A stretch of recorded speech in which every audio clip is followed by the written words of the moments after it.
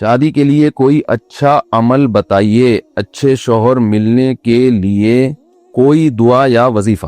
یہ کسی خاتون نے سوال پوچھا ہے. دیکھو میری عادت ہے میں صحیح جواب دیتا ہوں, ٹھیک ہے. میری عادت ہے کہ میں کوشش کرتا ہوں کہ سیاسی جواب نہ دوں, جو بات صحیح ہے وہ کر دوں. تو یہ جو آج کل خواتین کی شادی نہیں ہو رہی, اس کا حل یہ نہیں ہے کہ خواتین وظیفے پڑھنا شروع کر دیں. میں ایک دفعہ مسجد میں تھا, وہاں تو ایک خاتون نے وقت لیا کہ ملنا چاہتی ہوں, بہت بڑا مسئلہ ہے, اپنی بیٹی کو بھی لانا چاہتی ہوں, اس کے رشتے نہیں ہو رہا ہو, یہ بہت پریشان تھی. میں ٹائم نہیں دیتا کسی کو, لیکن اتنا زیادہ بیچاری پریشان تھی تو وہ آ گئی. وہ جب گھر میں آئی ہیں تو میں نے بٹھایا ان کو, میں نے کہا جی فرمائیے. تو انہوں نے کہا میری یہ بیٹی ہے, اس کی عمر ہو گئی 30 سال اور رشتے نہیں ہو رہے, بہت پریشان ہوں, کسی نے جادو کر دیا, کسی نے یہ کر دیا, کسی نے وہ کر دیا. میں نے کہا کہ آپ کی لڑکی کی یعنی ایجوکیشن کیا؟ انہوں نے بتایا ایم اے کیا ہوا اس نے. تو میں نے اس خاتون لڑکی سے, پردے میں تھی وہ, کہیں ایسا نہ ہو میرے خلاف ایک کلپ ابھی چلا دیں, کہ وہ پردے میں تھی دونوں, اور نہیں بھی ہوتی تو یہ ان کی ہیڈ ایک ہے. اگر پردے میں نہیں آتی تو وہ ان کے خلاف کلپ چلانا چاہیے تھا, مولوی صاحب کے خلاف کلپ کی. پھر بھی کوئی سمجھ آ رہی ہے نا بات. یہ بعض دفعہ ایسا ہوتا ہے بے پردہ خاتون کوئی مولوی صاحب کے سامنے آگے بیٹھ گئی, اب فوراً لوگ نے کیا کر دیا, کلپ بنا کے یوٹیوب پہ ڈال دیا, وہ بیٹھے. بھائی اس کے خلاف کلپ بنا کے ڈالو کہ وہ کسی مرد کے سامنے بے پردہ ہو کے کیوں بیٹھی ہے, ٹھیک ہے نا. مرد کو پردہ کرنے کا حکم نہیں ہے, پردہ عورت کا حکم ہے. تو وہ میں نے ان سے, ان کی جو بچی تھی نا, میں نے ان سے کہا آپ نے ایم اے کیا ہوا, ماشاءاللہ آپ پڑھی لکھی ہیں. تو میں نے ان کو ایک مثال دی, میں نے کہا مجھے ایک بات بتائیں کہ ایک آدمی میرے پاس آتا ہے اور مجھ سے کہتا ہے یہ دروازہ بند کر دینا, یہیں سے میری اسپیکر میں آواز ریپیٹ ہو کے آ رہی ہے, تو وہ تھوڑی سی کنفیوز ہو رہا ہوں. تو میں نے ان سے کہا کہ بھائی دیکھیں کہ میرے پاس 50 روٹیاں ہیں اور بندے ہیں 75 یا 100 آدمی ہیں. مجھے کہا جا رہا ہے, بلکہ 100 خواتین ہیں, فرض کر لیں, مجھے کہا جا رہا ہے کہ یہ 50 روٹیاں 100 خواتین میں تقسیم کریں, اور اس طرح تقسیم ہو کہ ہر خاتون کے حصے میں ایک ایک روٹی آئے. بات آ رہی ہے سمجھ؟ ہر خاتون کے حصے میں ایک ایک روٹی آئے, کیونکہ ایک روٹی سے کم میں پیٹ نہیں بھرے گا. تو میں کر سکتا ہوں, میں یا تو, اب میرے پاس 2 آپشن ہے, یا تو میں 50 روٹیاں 50 خواتین کو دے دوں اور باقی 50 کو کہوں آپ بھوکے رہو, یا یہ ہے کہ وہ آدھی آدھی توڑ کے, کیا خیال ہے بھائی, ایک روٹی میں 2 خواتین, بول لینا کوئی گورنمنٹ کی طرف سے پابندی نہیں ہے, ایک روٹی میں 2 خواتین شریک ہو جائیں. اب کیا ہے کہ میں جو اصل حل ہے وہ تو نہیں بتا رہا لوگوں کو کہ بھائی یہ ایک روٹی میں 2 خواتین شریک ہو جائیں, یہ نہیں بتا رہا میں, بلکہ میں کہہ رہا ہوں یار روٹیاں 50 ہیں اور میں جب بھی تقسیم کرتا ہوں 50 بیچاری بیٹھی ہوئی ہے, ان کو ملی نہیں روٹی, تو اب میں ان کو وظیفہ بتاؤں کہ آپ ایسا کریں, سورہ مزمل 18 دفعہ پڑھیں, آپ سورہ ملک 15 دفعہ پڑھیں, آپ جو ہے تہجد میں ربنا حب لنا من ازواجنا و ذریاتنا قرۃ اعین واجعلنا للمتقین اماما, یہ والی دعا 345 دفعہ پڑھیں, اور چوتائی صاحب کا رسالہ پڑھا کریں ابخری, ٹھیک ہے نا, اس میں اور وظیفے ہیں. یہ کوئی کامن سینس کی بات ہوگی بھائی؟ ہے ہی نہیں. جب ہے ہی نہیں تو کہاں سے وہ ڈیوائیڈ ہو جائے گا؟ حل یہی ہے کہ اس ایک روٹی میں 2 خواتین بولیں بھائی شریک ہو جائے. تو مسئلہ یہ ہے کہ مرد جو ہے نا, مرد ان نالائقوں نے نکاح کرنا چھوڑ دیے ہیں, دیر سے نکاح کرتے ہیں, عیاشی مردوں میں بڑھ رہی ہے. جو نکاح کرنے والے مرد ہیں وہ معاشرے میں تھوڑے ہیں. سمجھ میں آ رہی بات؟ ورنہ زنا اتنا پھیل گیا ہے, دوستیوں کا ماحول اتنا زیادہ ہو گیا ہے کہ انہوں نے نکاح کرنا, مردوں نے, آپ جائیں نا, میں تو جانتا ہوں 40 50 سال عمریں ہو گئی نکاح نہیں کرتے. اور جو نکاح کے لائق ہیں وہ بھی سارے, یعنی جو نکاح کرنا چاہتے ہیں وہ بھی سارے نکاح کے لائق نہیں ہیں, بے روزگار ہیں, کوئی سٹا لگا رہا ہے, کوئی گٹکے کھا رہا ہے, کوئی جو ہے نا صحیح طبیعت کا آدمی نہیں ہے. جبکہ خواتین میں برائیوں کا ریشو کم ہے, چرسی ہیروئنچی عورتوں میں ہوتے ہیں, مردوں میں ہوتے ہیں. کیا خیال ہے؟ بے روزگاری یہ عورت کے حق میں عیب نہیں ہے, مرد کے حق میں عیب ہے بے روزگار ہونا. عورت کا تو کوئی عیب نہیں ہے, تو جو بے روزگار آدمی ہے وہ بھی نکاح کے قابل نہیں ہوتا. تو تھوڑے لوگ ہیں جو نکاح کے قابل ہیں, اس لیے خواتین کے لیے رشتوں میں مشکلات پیش آ رہی.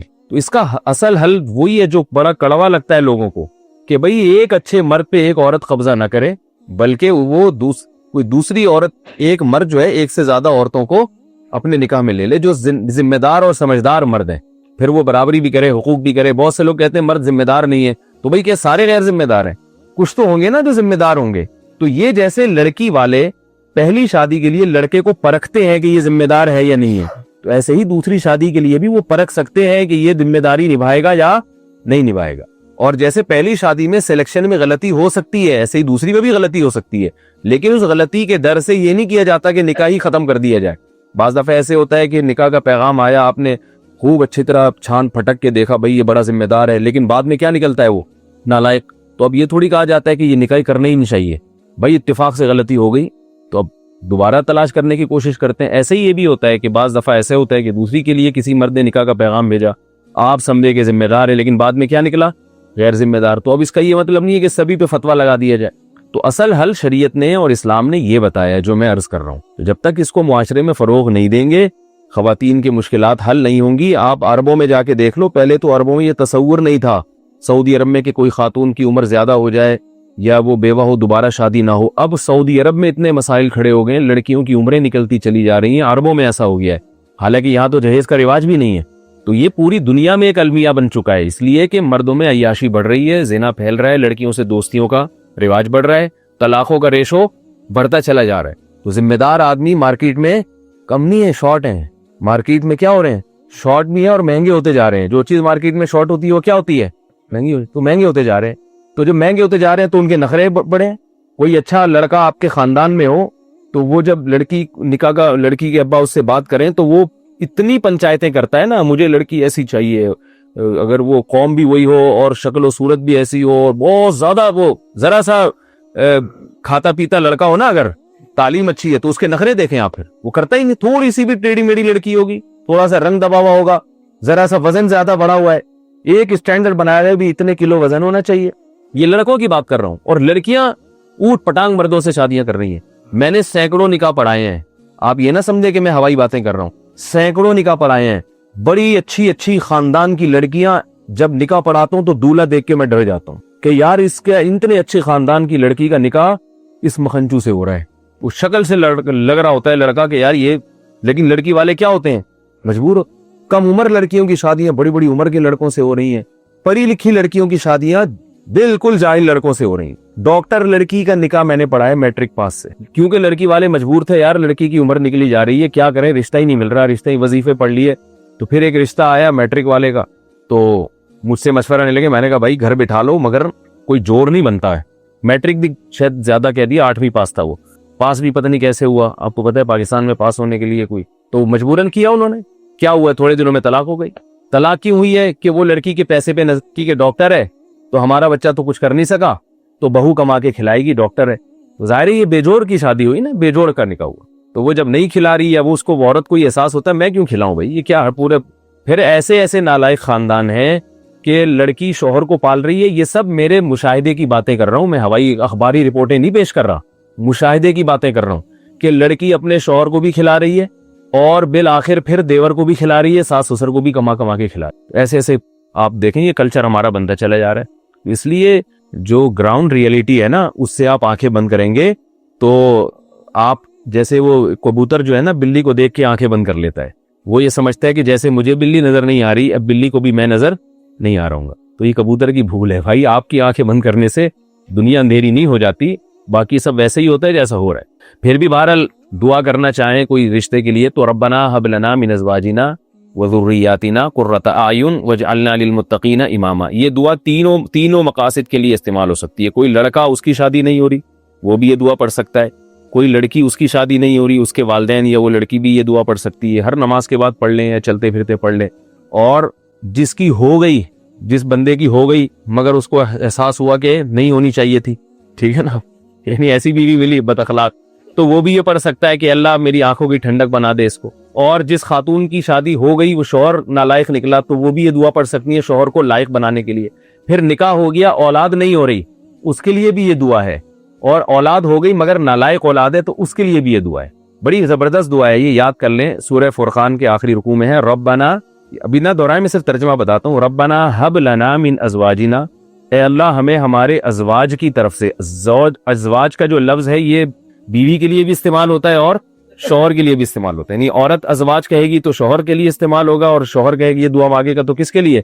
تو اے اللہ تو ہمیں ہماری ازواج کی طرف سے قرۃ اعین, آنکھوں کی ٹھنڈک عطا فرما, اور ذریت یعنی اولاد کی طرف سے بھی. تو آنکھوں کی ٹھنڈک جبھی ہوگی نا جب بیوی ہوگی, تو یہ کنواروں کے لیے بھی ہے. اور شوہر آنکھوں کی ٹھنڈک جب بنے گا جب عورت کا شوہر ہوگا, تو یہ یعنی شوہر کی ملنے کے لیے بھی اچھی دعا ہے. اور پھر شوہر نالائق ہے تو اس کو آنکھوں کی ٹھنڈک اللہ بنا دے, اس کے لیے بھی ہے. پھر اس میں ذریات نیک یعنی اولاد کے لیے بھی ہے کہ اولاد کو بھی آنکھوں کی ٹھنڈک بنا. تو اولاد ہوگی تو آنکھوں کی ٹھنڈک بنے گی نا, تو اولاد ہونے کی بھی دعا ہے. اور اولاد اگر بگڑی ہوئی ہے جو آنکھوں کی ٹھنڈک نہیں ہے, آنکھوں میں اسے دیکھ کے مرچیں لگنا شروع ہو جاتی ہیں, ٹھیک ہے نا, ایسا نالائق اولاد ہے تو اس کے لیے بھی ہے یہ دعا. تو اس لیے یہ سورہ فرقان کی دعا ہے, آخری رکوع میں ہے, ربنا ھب لنا من ازواجنا وذریاتنا قرۃ اعین واجعلنا للمتقین اماما. اور اس میں کیا ہے, اے اللہ ہمیں متقین کا امام بنا دے. اس کا کیا مطلب, ہمارے ماتحت جتنے ہوں سب نیک پرہیزگار ہوں, کیونکہ ہر ایک کے ماتحت کوئی نہ کوئی ہوتا ہے. ماں باپ کے ماتحت کیا ہوتی ہے, اولاد ہوتی ہے. تو اللہ ہمیں پرہیزگاروں کا امام بنا, یعنی ہماری اولاد کو کیا بنا دے, نیک بنا دے. شوہر کہہ رہے ہیں میری زوجہ کو کیا بنا دے, نیک بنا دے. تو یہ ساری اس بڑی جامع دعا ہے, اس لیے اس دعا کو مانگنا چاہیے. مفتی صاحب کچھ حضرات متقی اور پرہیزگار ہیں اور نیک لوگوں میں بھی بیٹھتے ہیں, مگر ان کے والد کا انتقال ہو گیا اور وہ وراثت تقسیم نہیں کر رہے. ان کی بہن بوڑھی ہو رہی ہے, وہ وراثت مانگتی ہے تو ناراض ہوتے ہیں. اس کے بارے میں کچھ فرمائے. یہ متقی پرہیزگار کہاں سے ہو گئے بھائی؟ نہ یہ نیک لوگوں میں بیٹھ رہے ہیں, نہ یہ متقی پرہیزگار ہیں. اگر متقی پرہیزگار ہوتے تو والد کے مرتے ہی وراثت تقسیم کرتے.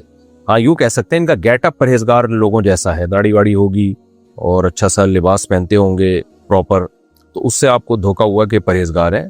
جو لوگ وراثت وقت پہ تقسیم نہیں کرتے وہ کبیرہ گناہ کے مرتکب ہوتے ہیں. اللہ نے قرآن میں وراثت کو جلدی تقسیم کرنے کا حکم دیا, اور بہنوں کی وراثت تقسیم نہ کرنا تو گناہ در گناہ ہے.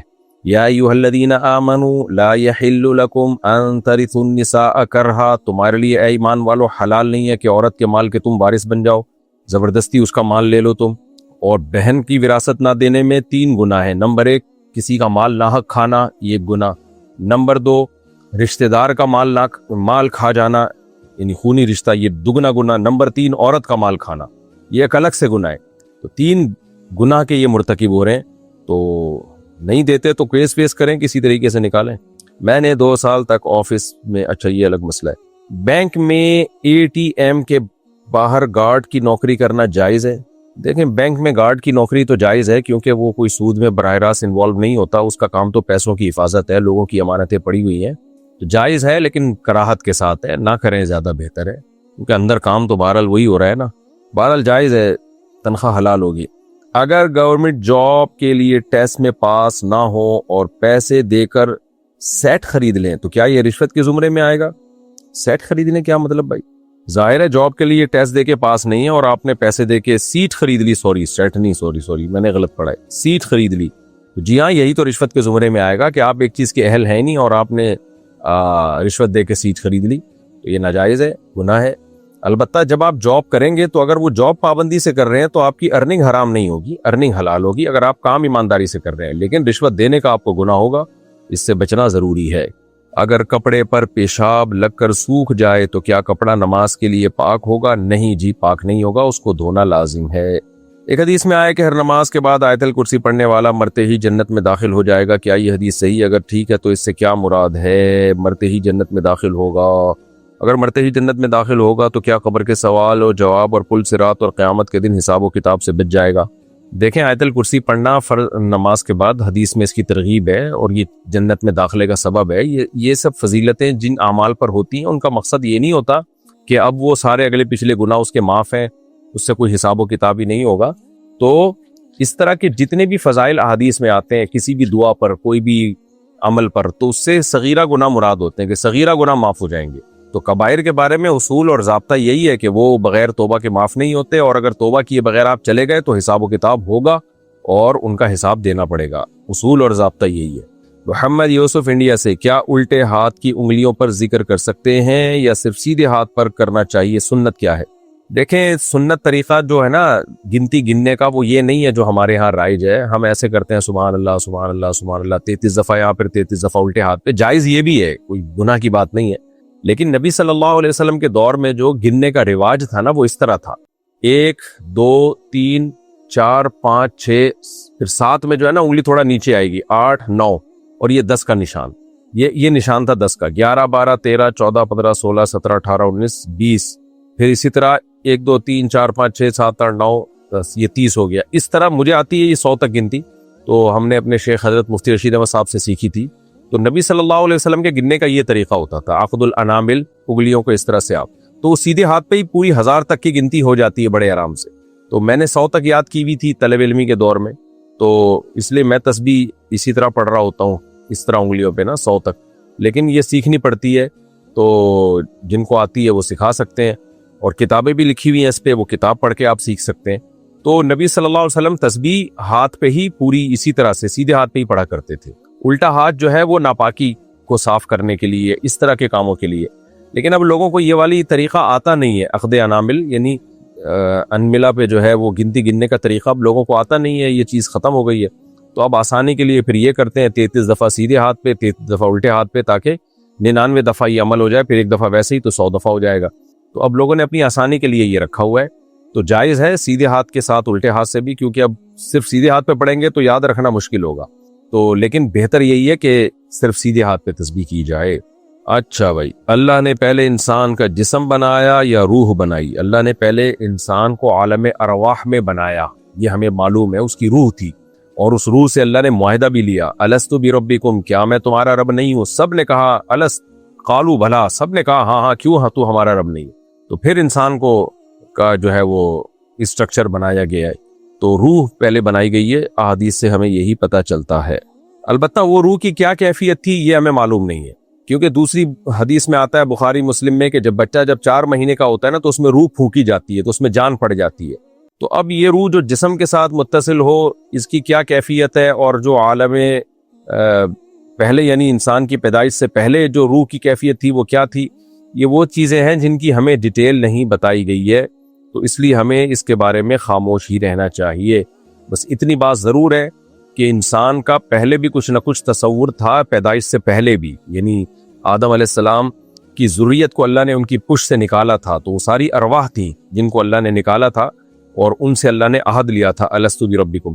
اس کا مطلب کچھ نہ کچھ انسان کا تصور تھا پہلے، یعنی باڈی بننے سے پہلے، دنیا میں آنے سے پہلے. اگرچہ وہ ہمیں معلوم نہیں ہے، ہمیں یاد نہیں ہے، لیکن اللہ نے بتایا کہ روح پہلے موجود تھی کسی نہ کسی درجے میں. وہ کیفیت کیا ہے وہ ہم نہیں جانتے.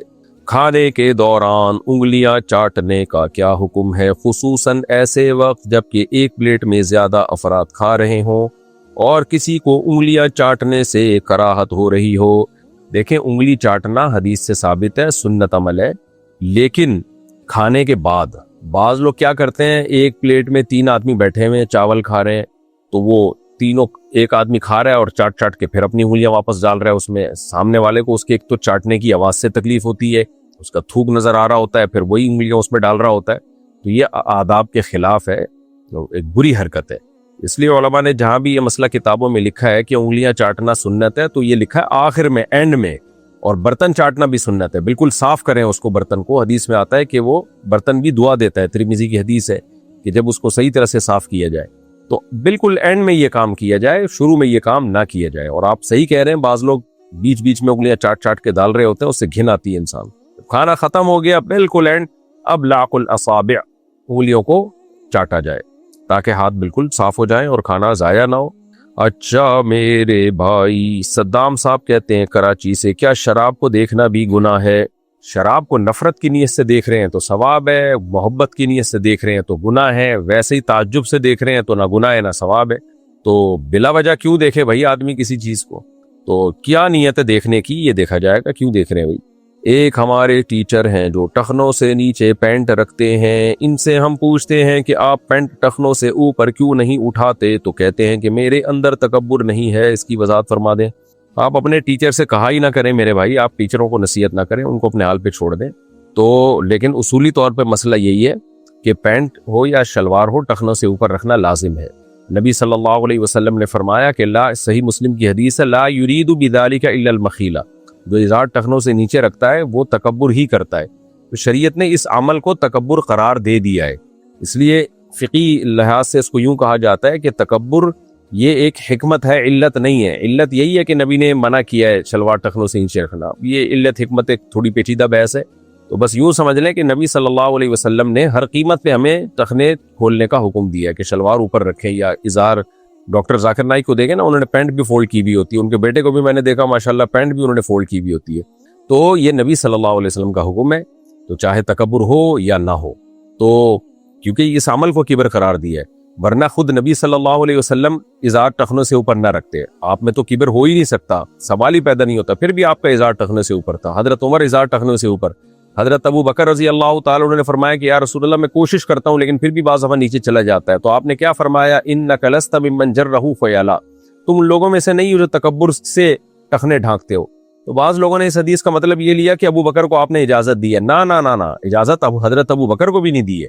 یہ کیسے ہو سکتا ہے کہ نبی کے ٹخنے کھلے رہیں، آپ کا ازار اوپر رہے اور ابو بکر کا ازار اوپر نہ ہو؟ یہ کیسے ہو سکتا ہے؟ اصل میں تو نبی نے حضرت ابو بکر کو تسلی دی ہے کہ تم کوشش کرتے ہو اوپر رکھنے کی، پھر اگر غفلت میں کبھی نیچے ہو گیا تو تمہیں گناہ نہیں ملے گا. یہ مطلب نہیں ہے کہ آپ کو پرمیشن ہے کہ آپ ٹخنے ڈھانک سکتے ہیں، پرمیشن کسی کو بھی نہیں دی ہے. تو صحابہ کرام کے ازار ٹخنوں سے اوپر ہی رہتا تھا. حضرت عمر نے اپنے شہادت کے وقت میں دیکھا ایک کوئی نوجوان عیادت کے لیے آیا تو جانے لگا تو ان کی ازار ٹخنوں سے نیچے تھا. حضرت عمر نے ان کو بلا کے فرمایا کہ ارفع ازارک، اپنے ازار کو اوپر کرو. تو صحابہ کرام نہیں چھوڑتے تھے کسی کو بھی جس کے ازار ٹخنوں سے نیچے ہوتا تھا. البتہ کوئی مجبوری ہو تو ایک الگ بات ہے. بعض دفعہ آپ کے آفس کا جو یونیفارم ہے یا آفس کا جو اسکول کالج کا یونیفارم ہے یا آفس کا ڈریس ہے، اس میں پرمیشن ہی نہیں ہوتی اوپر رکھنے کی، تو وہاں وہ غصہ کرتے ہیں، ناراض ہوتے ہیں. تو مجبوری میں پھر کر لیا جائے، توبہ استغفار بھی کی جائے، اور جیسے ہی مجبوری ختم ہو اوپر کر لیں. تو مجبوری کے حکام الگ ہوتے ہیں، نارملی یہ شرعن اس کی اجازت نہیں ہے. اچھا بھائی، جرمنی سے کسی نے کہا مجھے لیپ ٹاپ خریدنا ہے مگر سمجھ میں نہیں آ رہا کہ کون سا خریدوں، کیونکہ زیادہ تر کمپنیز اسرائیلی ہیں یا اسرائیل کے بنے ہوئے پارٹس استعمال کر رہی ہیں، مگر میں نے سرچ کیا تو ان میں سے بعض کمپنیاں اسرائیل کو زیادہ سپورٹ کر رہی ہیں، بعض کم. ایسی صورت میں مجھے کیا کرنا چاہیے؟ بھائی صاحب، جو آپ کو سمجھ میں آئے وہ کرنا چاہیے. اگر ہم ایجنٹ کو پیسے دے کر غیر قانونی، دیکھیں اب لیپ ٹاپ میں کوالٹی کا فرق ہے، یہ تو آپ بہتر جانتے ہیں آپ کو کس ٹائپ کا لیپ ٹاپ چاہیے. باقی اسرائیل کی کچھ پروڈکٹ تو ایسی ہیں جو پوری دنیا میں مسلمانوں نے اس کا بائیکاٹ کا وہ ایک مہم چلائی ہوئی ہے، لیکن ہر پروڈکٹ کی میرا خیال ہے مہم نہیں چلائی ہے، کیونکہ ایسے تو بہت ساری چیزیں اسرائیل کی ایسی ہیں جن کا آلٹرنیٹ ہی نہیں ہے. تو اگر آپ، بہتر تو یہی ہے کہ کوئی ایسی کمپنی ہو جو اسلام دشمن نہ ہو تو پروڈکٹ اسی کی خریدنی چاہیے. لیکن اگر آپ سمجھتے ہو کہ بھئی مجھے کوالٹی نہیں مل رہی، میرے کاموں میں حرج ہوگا، تو تجارت پھر شریعت میں ہر ایک سے جائز ہے. تجارت کی، اسلام دشمنوں سے بھی تجارت جائز ہے، اس کی ممانعت کی ہمارے پاس کوئی دلیل نہیں ہے. اخلاقی طور پہ کوئی بائیکاٹ کرنا چاہے تو سبحان اللہ، نور علی نور. اگر ہم ایجنٹ کو پیسے دے کر غیر قانونی طریقے سے باہر جائیں تو کیا جائز ہوگا؟ غیر قانونی طریقے سے باہر جانا جائز نہیں ہے، اس میں موتیں واقع ہوتی ہیں، بدنامی ہوتی ہے، بھکاری بن کے انسان رہتا ہے وہاں پہ، اور لوگ یہ سمجھتے ہیں کہ غیر قانونی طریقے سے ہم جائیں گے تو کروڑپتی ہو جائیں گے. کروڑپتی نہیں ہوتے، دھکے کھاتے ہیں لوگ وہاں پہ. ہیں کواکب، کچھ نظر آتے ہیں کچھ، تو جو ہے نا کچھ لوگ سمجھتے ہیں جو باہر رہ رہے ہیں پتہ نہیں کوئی سونے کے نوالے کھا رہے ہوں گے. تو آپ جائیں گے تو پتہ چلے گا. بہت سے لوگ یہاں زیادہ خوش ہیں، وہاں جائیں گے تو ٹینشن میں آ جائیں گے. کچھ وہاں خوش ہیں، کوئی یہاں ٹینشن میں. تو رزق اللہ نے پوری دنیا میں ہر ایک کے لیے رکھا ہے. تو غیر قانونی کام انسان کو نہیں کرنا چاہیے، اپنے ملک میں ہی رہیں، یہی کوشش کریں. اللہ نے اتنی آبادی دی ہے، جہاں آبادی زیادہ ہوتی ہے روزگار بھی زیادہ ہوتا ہے وہاں پہ، اور بزنس بھی میں بھی ارننگ کا چانس زیادہ ہوتا ہے. جہاں آبادی زیادہ ہوگی نا، مارجن آف پروفٹ آپ کم رکھ کے بھی کروڑوں روپے کما سکتے ہیں. جہاں آبادی کم ہوگی وہاں آپ کو پروفٹ کا مارجن بھی زیادہ رکھنا پڑے گا. تو اس لیے انلیگل کام نہ کریں، بہت دھکے کھاتے ہیں لوگ اس سے. اپنے آپ کو اس طرح مصیبت میں ڈالنا یہ جائز نہیں ہے. مفتی صاحب، میں جس مسجد میں نماز پڑھتا ہوں اس میں بزرگ زیادہ ہوتے ہیں، وہ پہلی صف میں کرسیاں لگا دیتے ہیں اور نوجوانوں کو پہلی صف میں جگہ نہیں ملتی. کیا پہلی صف میں کرسیاں لگانا صحیح ہے؟ کرسیاں لگانے سے صفوں کی ایسی کی تیسی ہو جاتی ہے. نبی صلی اللہ علیہ وسلم بھی آخری عمر میں آپ صلی اللہ علیہ وسلم پر بھی بیماری آئی ہے جس سے آپ کے لیے کھڑے ہو کر نماز پڑھنا مشکل ہو گیا تھا. اس طرح صحابہ کرام پہ بھی بڑھاپے میں ایسا ہوتا تھا کہ گھٹنے کے عوارض یا کھڑے ہو کے نماز پڑھنا مشکل. تو اس کا طریقہ میں سنت میں کیا ملتا ہے؟ بھئی بیٹھ کے نماز پڑھیں آپ، اگر زمین پہ بیٹھ کے. اگر آپ کے لیے گھٹنے فولڈ کرنا مشکل ہے تو کوئی بات نہیں، آپ پاؤں قبلے کی طرف کر لیں، اس سے کوئی گناہ نہیں ہوگا. ایسی صورت میں پاؤں قبلے کی طرف کرنے میں کوئی حرج نہیں. ہم نے پہلے یہی دیکھتے تھے اپنے بوڑھوں کو بچپن میں کہ وہ زمین پہ بیٹھ کے قبلے کی طرف پاؤں رخ کر کے نماز پڑھتے تھے. گھٹنے موڑنا ان کے لیے مشکل ہوتا تھا. اور اگر کمر کو ٹیک لگانے کی ضرورت ہو، اگر کسی بزرگ سے زمین پہ بیٹھنا اس لیے مشکل نہیں ہے کہ کمر درد کرتی ہے، تو بھائی ایسی چیئر لے لیں جو جس کے پائے نہ ہو، زمین پہ رکھی ہوئی اور اس میں ٹیک بھی ہو. تو یہ سب سے جو سنت کے قریب ہے نا وہ یہ طریقہ ہے. تو کرسی کا استعمال انتہائی شدید مجبوری میں ہونا چاہیے، جب اس کے بغیر چارہ ہی نہ ہو. تو اگر واقعی بہت ہی مجبوری ہے کرسی استعمال کرنے کی، تو پھر جو بزرگ حضرات ہیں ان کو چاہیے صفوں کے کنارے پر رکھیں وہ، تاکہ بیچ کی صفیں خراب نہ ہو. تو صفوں کے بالکل کنارے پر وہ کرسی رکھیں اور پھر اس میں جو ہے وہ نماز پڑھیں. مفتی صاحب، میرے شوہر نے مجھ سے دوسری شادی کی ہے مگر مجھ سے اولاد نہیں چاہتے، میں کیا کروں؟ بہت ہی نالائق قسم کے شوہر ہیں، اللہ ان کو ہدایت دے. تو औलाद आपका हक है, शौहर को ये औलाद रोकने की शरन इजाज़त नहीं है। अगर औलाद चाहें ना चाहें आप उनसे मुतालबा कर सकती हैं, अगर वो फिर भी औलाद रोकते हैं तो शरन गुनहगार होंगे। और औरत को औलाद से महरूम कर देने का मतलब उसका मुस्तकबिल हमेशा के लिए तबाह बर्बाद कर देना। तो आपको इसका अंदाजा होगा बुढ़ापे में जाके। शौहर ने तो मर जाना है, नहीं भी मरे तो बुढ़ापे में बेचारा वो क्या आपको कंपनी देगा। सब अब खांस ही रहे होते हैं कोने में उधर उधर मुंह करके। तो बुढ़ापे में तो औलाद ही है जो आदमी को की काम आती है और उसकी तन्हाई दूर करती है, वरना गोरों वाला हशर होगा। आप जाओ देखो बाहर जाके गोरों की हालत, बूढ़े बूढ़े आदमी, बुढ़िया बुढ़िया बेचारी औरतें अकेले पार्कों में घूम रही होती हैं, शॉपिंग कर रही होती हैं, कोई उनका साथ देने वाला नहीं, कोई उनको कंपनी देने वाला नहीं, फिर कुत्तों से दिल बहला रहे होते हैं वो लोग। तो ये कम जुर्म नहीं है औलाद से महरूम कर देना। तो मेरा मशवरा यही है कि अगर शौहर आपको फिर भी औलाद पे वो एग्री ना हो तो उनसे अलहदगी लेकर किसी ऐसी जगह निकाह करें जहां आपके औलाद हो, क्योंकि निकाह की जो शरीयत ने निकाह रखा है वो औलाद ही के लिए रखा है। असल में मर्द और औरत का मिलाप जो है ना, फितरत ने भी क्यों रखा है, ताकि नस्ल बढ़े, इनकी नस्ल रोकने के लिए नहीं है। तो इस्लाम फितरत ही का दूसरा नाम है। तो ना औरत औलाद रोक सकती है शौहर की परमिशन के बगैर, ना शौहर औलाद रोक सकता है बीवी की परमिशन के बगैर। वुजू और गुस्ल में क्या कान में पानी डालना जरूरी है, कान में ऊपर ऊपर से डालना जरूरी है, अंदर ना घुसेड़े, बस ऐसे यूं कर दें, थोड़ा सा पानी चला जाएगा काफी है। बाकी वुजू में तो जरूरी नहीं है, वुजू में तो खाली कान का मसा किया जाता है, वो भी फर्ज नहीं है, सुन्नत मुअक्कदा है। कुछ लड़कियों के वालिदैन पढ़ाई की वजह से इनकी शादी नहीं कराते, वो लड़कियां क्या करें। कुछ लिबरल वालिदैन होते हैं जो कहते हैं एक्चुअली अभी हमने बच्ची को पढ़ाना है। वो एक बड़ा जबरदस्त कमेंट आया हुआ था किसी लिबरल आंटी का फेसबुक पे, उसने ये लिखा कि कल मैंने एक खातून को देखा। ये लिबरल आंटी का मैं आपको मैसेज बता रहा हूँ जो उन्होंने कमेंट्स किए हुए थे। तो वो कमेंट्स ये थे कि कल मैंने एक 70 साल की खातून को देखा कि जिनको पढ़ाई से हटा के उनकी शादी करा दी गई कम उम्री में। आज जब वो अपनी उम्र की डॉक्टर और इंजीनियर्स खवातीन को देखती हैं तो उनके दिल से एक आह निकलती है। तो उस पे मेरे भांजे है राफे खान, उसने जबरदस्त कमेंट किए हुए थे। उसने कहा कल मैंने 70 साल की एक खातून को देखा कि जिनकी टाइम पे शादी नहीं कराई गई पढ़ाई की वजह से, आज वो डॉक्टर बन चुकी हैं। लेकिन जब 70 साल की उन खवातीन को देखती हैं जिनकी टाइम पे शादी करा दी गई, कि किस तरह उनके पोते नवासे दामाद बहुएं और उनकी औलादें उनके दाएं बाएं घूम रही हैं, तो जब वो ऐसी खवातीन को देखती हैं तो उनके दिल से एक आह निकलती है। तो मैं सफर में था, जब मैंने कमेंट देखे फौरन मैंने राफे अपना जो भांजा है उसको मैसेज भेजा। मैंने कहा माशाल्लाह पट्ठा तैयार हो गया है। जो है ना पट्ठा, तो हमारी स्पीचेस ने अल्हम्दुलिल्लाह इतना असर कर दिया है कि पट्ठा तैयार हो गया अल्हम्दुलिल्लाह। अब हम मर भी गए तो हम नहीं है, पीछे एक नस्ल तैयार हो गई है जो लिबरल आंटियों के इस किस्म के फजूल बातों से मुतासिर नहीं हो रही। भाई लड़की को जितनी तालीम की जरूरत है ना, है, हम नहीं कहते कि लड़कियां तालीम हासिल न करें, बिल्कुल उतनी बल्कि उससे भी ज्यादा अपना घर बसाने की जरूरत है। क्योंकि घर बसाना औरत की फितरत है, औलाद औरत की फितरत है। फितरत से मत लड़ो आप। डॉक्टर भी बन जाएगी ना वो, तो वो यही कहेगी, अगर वो डॉक्टर बनेगी ना तो मेडिकल साइंस में भी वो यही पढ़ेगी कि फितरत का कोई ऑल्टरनेट नहीं है। उसका डॉक्टर बनना उसको और ज्यादा मोटिवेट करेगा अगर वो सही अकल इस्तेमाल करके इल्म हासिल करेगी कि भाई नेचर का कोई ऑल्टरनेट नहीं है। तो लड़का लड़की जब बाले होते हैं तो इन दोनों की एक दूसरे की तरफ अट्रैक्शन होती है। ये अट्रैक्शन है इसलिए कि इनका मिलाप हो, निकाह हो, फिर आगे इनको औलाद भी चाहिए। तो क्योंकि ये सब कुदरत है, फितरत है, तो नेचर का थोड़ी कोई ऑल्टरनेट होता है। तो इसलिए माँ बाप को चाहिए अपनी बच्चियों पे जुल्म न करें, उनकी बर वक्त निकाह करा दें। तो ये ज्यादा जरूरी है उनके लिए, ताकि वो घर बसाएं, उनको एक सुकून मिले। तन्हाई जो है ना, ये मर्द को भी खाती है, औरत को भी खाती है। और अल्लाह ने तन्हाई दूर करने के लिए मर्द के लिए बीवी को रखा है, बीवी के लिए आदमी को रखा है। वरना वही होगा जो गोरों में हो रहा है, अल्लाह बचाए, क्या क्या हालात चल रहे हैं वहां पे। बाकी अगर माँ बाप शादी नहीं करा रहे तो शरई मसला ये है कि लड़की का वली अगर उसकी निकाह में दिलचस्पी ना ले रहा हो तो शरीयत में फिर यह है कि वो कोर्ट मैरिज कर सकती है। लेकिन मैं बहरहाल लड़कियों को इसका मशवरा नहीं देता, क्योंकि माँ बाप फिर बागी हो जाते हैं और फिर बहुत बड़े मसाइल आगे खड़े होते हैं। तो कोर्ट मैरिज की तरफ नहीं जाना चाहिए। लेकिन बहरहाल माँ बाप को चाहिए कि वो अपनी बच्चियों के निकाह की फिक्र करें।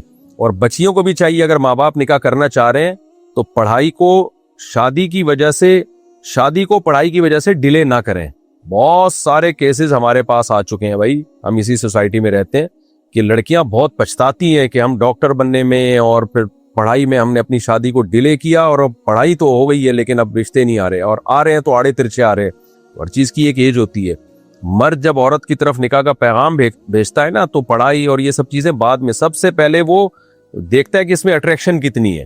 تو اگر اس میں اٹریکشن ختم ہو جائے تو ہو سکتا ہے کوئی پروفیسر کالج کھلوانے کی نیت سے شادی کر لے کہ چلو جی کوئی میں بھی ایک یونیورسٹی کھولنا چاہ رہا ہوں, اس سلسلے میں آپ سے شادی کر رہا ہوں.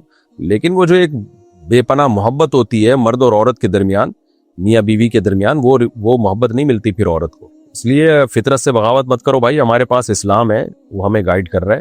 گوروں کے پاس تو مذہب ہی نہیں ہے, تو اس لیے بیچاروں کا حال دیکھو کیا ہو گیا. صرف ایک ان کی ترقی نظر آ رہی ہے, چاند پہ پہنچ گئے اور ترقی کر لی. خالی ترقی سب کچھ نہیں ہوتی بھائی. تو سکون سب سے پہلے ہے, وہ نیچرل لائف میں ہے. تو فطرت سے تھوڑی آپ بغاوت کر سکتے ہیں. اچھا میرے بھائی, پاکستان سے کسی نے پوچھا ہے, میرے شوہر نے دوران لڑائی 3 دفعہ میں تمہیں طلاق بولا. کیا اس طرح کہنے سے طلاق واقع ہو گئی؟ ابے پورا جملہ تو مکمل نہیں کیا اس نے. میں تمہیں طلاق دیتا ہوں یا نہیں دیتا ہوں, یہ منہ سے پھوٹے گا تو ہوگی. تو اس سے پوچھیں کیا آئے تھے. اس طرح طلاق نہیں ہوتی, جملہ کمپلیٹ نہیں ہے نا. میں تمہیں طلاق دی یہ بول دیتا, یا میں نے تمہیں طلاق دی, اس طرح ہوتی ہے. خالی طلاق پہ آ کے بریک لگا دی تو طلاق نہیں ہوگی. پاکستان سے کسی نے پوچھا ہے میں نے, اور دیکھو 3 طلاقیں دینا ناجائز ہے, بہت بری حرکت ہے. 1 طلاق دینی چاہیے اگر بہت مجبوری ہو, تاکہ میاں بیوی کے درمیان دوبارہ جوڑ کا آپشن موجود رہے. 5 دفعہ اس وقت غصے میں ہوتے ہیں, بعد میں دونوں کو ندامت ہوتی ہے. تو اس لیے اللہ نے منع کیا 3 طلاقیں اکٹھی دینے سے. پاکستان سے کسی نے پوچھا میں نے بچی کی پیدائش پر اسٹیٹ لائف انشورنس سے 20 سال کی پالیسی لی تھی تاکہ اس کی شادی کے وقت اخراجات پورے کیے جا سکیں. تقریباً 13 سال سے پالیسی بھر رہا ہوں. اب میں نے سنا ہے کہ یہ سود ہوتا ہے. رہنمائی فرمائے کہ سود ہے تو میں یہ ختم کر دوں. جی ختم کر دیں, اور جتنے پیسے جمع کرائے وہ آپ واپس لے سکتے ہیں. بالکل سود ہے, حرام ہے, ناجائز ہے. تو ہاں یہ ضرور ہے کہ جو رقم آپ جمع کرا چکے ہیں وہ بہرحال آپ واپس کسی بھی طریقے سے لے سکتے ہیں. اب وہ دیں گے نہیں تو پھر یہی ہوگا کہ اب وہ دیں گے نہیں اگر, تو جو ہے وہ پھر جب آپ کو پروفٹ کے ساتھ وہ دینے لگیں تو پھر رقم لے کے پروفٹ جو ہے وہ آپ ثواب کی نیت کے بغیر صدقہ کر لیں. جو آپ کی اصل رقم ہے وہ آپ کے لیے حلال ہے, اور اگر کسی طرح واپس مل سکتے ہیں تو فوراً واپس لینا ضروری ہے پھر وہ, یعنی پالیسی ختم کر کے.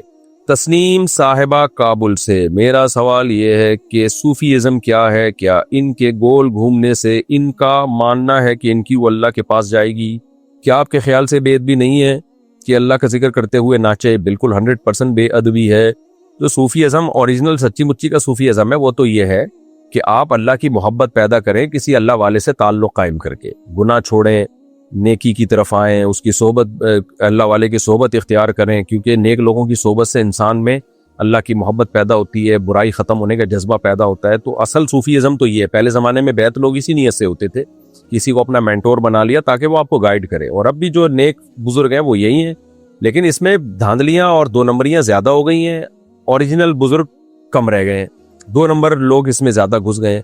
تو وہ یہ ناچ گانے لگائے ہوئے ہوتے ہیں, قوالیاں چل رہی ہوتی ہیں, اور وہ جو یوٹیوب پہ آ رہی ہوتی ہے ویڈیو, تو یہ حرام ہے, ناجائز ہے بھائی. یورپ میں لوگ مورگیج پر زمین لے کر گھر بناتے ہیں اور کہتے ہیں کہ دارالحرب میں جائز ہے. اس پر روشنی ڈالیں. بالکل جائز نہیں ہے دارالحرب میں, اور جائز نہیں ہے مورگیج پہ زمین لے کر گھر بنانا. کیا واٹر پروف موزوں پر مسا کر سکتے ہیں؟ جی کر سکتے ہیں. آج کل ایک موزے آ رہے ہیں جن کو پہن کر آپ کافی دیر تک چل بھی سکتے ہیں, واٹر پروف بھی ہوتے ہیں, تو جائز ہے ان پر مسا. بیڈ پر بیٹھ کر کھانا کھانا کیسا ہے؟ تو کیا لیٹ کے کھائیں گے میرے بھائی؟ بیٹھ کے ہی کھانا کھائیں گے, جہاں مرضی بیٹھ کے کھانا کھائیں. چھوٹی چھوٹی چیزوں کو پتہ نہیں لوگوں نے بہت زیادہ بنا لی ہے. عصر کی نماز کے بعد سجدہ تلاوت کر سکتے ہیں؟ جی کر سکتے ہیں. دجال انسان ہوگا یا جن ہوگا؟ انسان ہوگا, انسان. آپ بے فکر رہیں, انسان ہوگا, لیکن فکر مند ہونے کی ضرورت ہے. دجال حدیث میں آتا ہے کہ ہر نبی نے پناہ مانگی ہے دجال کے فتنے سے, اور دجال سے حفاظت کے لیے سورہ کہف جمعے کو یا جمعے کی رات کو تلاوت کرنی چاہیے. اللہ ہم سب کو محفوظ رکھے. میں 10 سال پہلے ہندو سے مسلمان ہوئی تھی اور میرے بچے بھی مسلمان ہو گئے تھے. ماشاءاللہ ماشاءاللہ. میرے شوہر نے اسلام کی وجہ سے مجھے چھوڑ دیا تھا, گھر والوں نے بھی منہ پھیر لیا تھا. لوگ مجھے زکوٰۃ دیتے ہیں اور یہ کہتے ہیں کہ ہمارے لیے دعا کرنا. کیا زکوٰۃ کے وقت ان لوگوں کا یہ کہنا کہ ہمارے لیے دعا کرنا ٹھیک ہے؟ یہ عین موقع پہ مناسب نہیں ہے زکوٰۃ دیتے ہوئے یہ کہنا دعا کرنا. ایک دفعہ حضرت مولانا شرف علی تھانوی رحمہ اللہ تعالیٰ کے پاس ایک شخص آیا اور ہدیہ دیا اور کہا کہ میرے لیے دعا کرنا. انہوں نے ہدیہ واپس کر دیا اور کہا کہ ہمارے ہاں دعائیں بکتی نہیں ہیں, دعا کرنی ہوگی تو فری میں کر دیں گے. یعنی یہ بے موقع ہے کہ حضرت یہ پیسے اور میرے لیے دعا کر دیں. تو دینے والے کی اگرچہ نیت نہیں ہوتی لیکن لگتا ہے ایسے ہی ہے. تو جو زکوٰۃ دے رہے ہیں ایک تو ان کو چاہیے کہ زکوٰۃ کہہ کے نہ دیں, دل میں زکوٰۃ کی نیت کریں, گفٹ یا ہدیہ کہہ کے کہیں. انسان کو اس سے اور محسوس ہوتی ہے کہ لوگ مجھے زکوٰۃیں دے رہے ہیں, عزت دار لوگوں کو. تو جو آپ کو زکوٰۃ دے رہے ہیں ان کو چاہیے کہ بھائی زکوٰۃ की दिल में नीयत कर लें, ऊपर से वो गिफ्ट और हदिये के नाम पे दें, हदिया कह के दे दे, और उस वक्त दुआ का ना कहें, वैसे जनरली कह दिया करें भाई हमारे लिए आप दुआ किया करें। बहरहाल अल्लाह आपको ईमान पर इस्तिकामत नसीब फरमाए और ये सदका जारिया बनाए आपके लिए। माशाल्लाह आपके बच्चे भी मुसलमान हैं और आपने इतनी बड़ी कुर्बानी दी है। अल्लाह का एक नाम है शकूर, शकूर का मतलब कदरदान। आप उसके लिए थोड़ा करेंगे वो आपको बहुत बड़ा चढ़ा के इसका अजर देगा। मेरी दुआ है अल्लाह आपको और आपकी औलाद को मौत तक ईमान पर कायम रहने की तौफीक अता फरमाए। मोहम्मद आमिर खान इंडिया से, हमारे बड़े भाई की वफात हो गई तो हम इनके बच्चों और भाभी को महीने का खर्चा देते हैं, क्या इनको बगैर बताए इसमें अपनी ज़कात के पैसे भी दे सकते हैं? जी बिल्कुल, अगर वो ज़कात के मुस्तहिक हैं तो ज़कात के पैसे भी दे सकते हैं, लेकिन दिल में ज़कात की नीयत करें और ज़बान से हदिया या गिफ्ट कह दिया करें, आप बहुत सवाब मिलेगा आपको इंशाअल्लाह। मोहम्मद तलहा अंसारी इंडिया से, क्या कुत्ते की शनाख्त करने की वजह से मुजरिम को सज़ा दी जा सकती है? देखें जुर्म किस नौयत का है, अगर हुदूद और क़िसास से उसका ताल्लुक है तो हुदूद और क़िसास ये तो शुबे से साकित हो जाते हैं, इसमें कुत्ता नहीं, बाकायदा इंसान होने चाहिए जो गवाही दे। हाँ, कुत्ता जो है वो गवाहों की गवाही को परखने का जरिया हो सकता है, यानी उसको जैसे वीडियो के जरिए गवाही साबित नहीं होती, वीडियो आपने कोई वीडियो रिकॉर्डिंग दिखा दी, अलबत्ता गवाहों की बात की तस्दीक के लिए वीडियो चलाई जा सकती है। तो इसी तरह कुत्ते से जुर्म मुजरिम को पकड़ा तो जा सकता है, उससे उगलवाने के लिए भी कुत्ते का सहारा लिया जा सकता है, लेकिन हुदूद और क़िसास और इन जैसे जराइम में कुत्ते की गवाही मोतबर नहीं है। तो कुत्ता इस्तेमाल करें, लेकिन जो मुजरिम को पकड़ें तो फिर उससे उगलवाएं, क्रॉस क्वेश्चन करें जिससे पता चले कि ये खुद एतराफ़ कर ले या ये कि उस पर गवाह साबित हो जाए। अलबत्ता ताज़ीर से जो कोड़ों का जो है या कोई जो ताज़ीरी सज़ाएं हैं उनमें अगर जज को ये लगता है कि ये यानी कुत्ते से उसने मदद ली और क्रॉस क्वेश्चन के जरिए जज को 100% यकीन हो गया कि ये बंदा इसने ये जुर्म किया है, तो फिर वो ताज़ीरी कानून उस पर जारी कर सकता है। तो खुलासा कलाम का ये निकला कि मैं ज़्यादा डेप्थ में नहीं जा रहा, जुर्म की नौयत देखी जाएगी।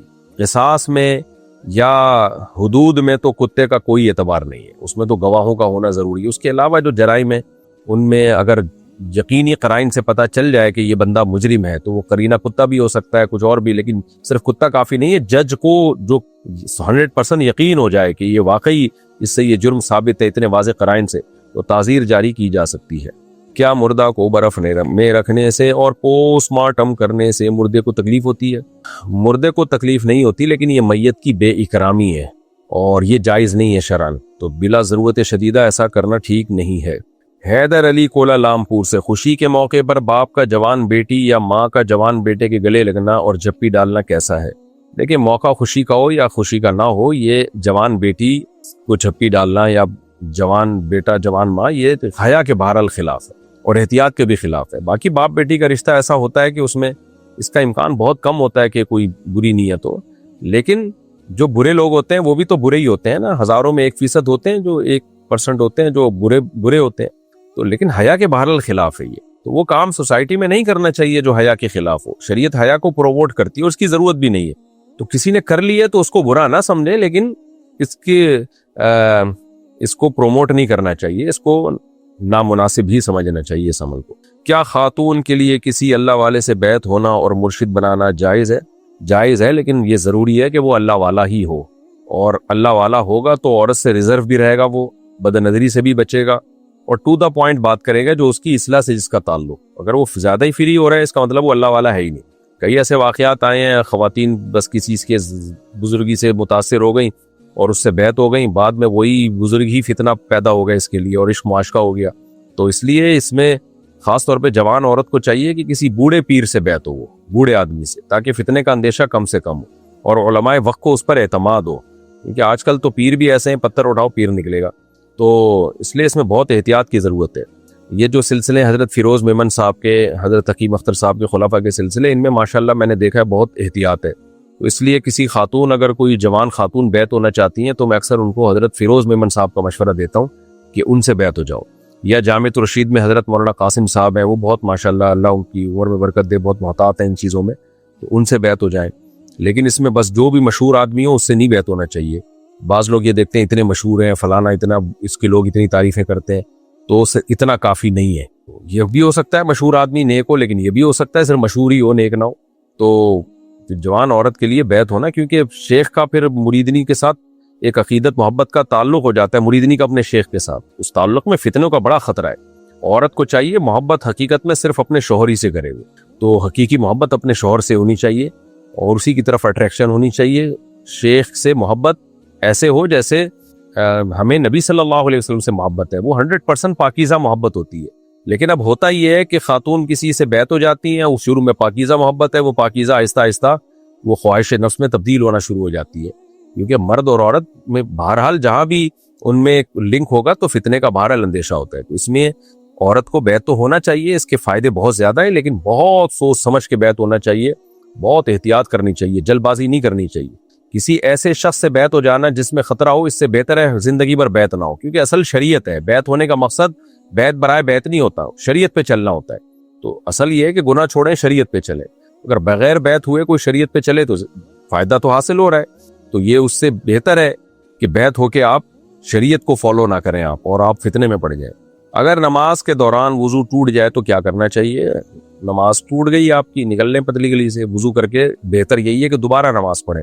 باقی احناف کے نزدیک یہ بھی جائز ہے کہ بنا کر لیں، کیونکہ یہ بھی بعض روایات میں اس کا تذکرہ ملتا ہے۔ بنا کا مطلب یہ ہے کہ آپ جائیں جہاں وضو کرتے فوراً واپس آئیں، جہاں سے نماز ٹوٹی تھی وہیں سے شروع کر دیں، لیکن اس کی شرطیں بہت سخت ہیں اور وہ شرطوں کی لوگ رعایت نہیں کرتے، تو اس لیے کیا جا رہا ہے آپ دوبارہ، اور جمہور کا قول بھی یہی ہے کہ دوبارہ نماز پڑھنی پڑے گی۔ تو احتیاط اسی میں ہے کہ وضو ٹوٹ گیا، نکلیں وضو کر کے دوبارہ سے نماز شروع کر دیں۔ جمعہ کی کل رکعتیں کتنی ہیں جی؟ جمعہ کی کل رکعتیں 4 سنت موقدہ پہلے ہیں، پھر 2 فرض ہیں، اس کے بعد 4 سنت موقدہ ہیں، اور بعض علماء کے نزدیک 2 فرض کے بعد 6 سنت موقدہ ہیں، 4 اور 2۔ تو ہمارے نزدیک راجح یہی ہے کہ پہلے 4 پڑھ لے اور بعد میں 4 پڑھ لے، 2 پڑھ لے تو اور اچھی بات ہے، تو شروع میں 4 اور بعد میں 4۔ باقی یہ چاروں ائمہ کے درمیان اختلافی مسئلہ ہے، دلائل ہر ایک کے پاس ہیں، کیونکہ بعض لوگ اختلافی مسائل میں شدت بہت کرتے ہیں، وہ سمجھتے ہیں صرف دلیل ہمارے پاس ہی ہے، دلائل سب کے پاس ہیں۔ تو میں نے جو موقف بتایا وہ احناف کا موقف ہے، تو ان کے نزدیک 4 پہلے اور 4 بعد میں۔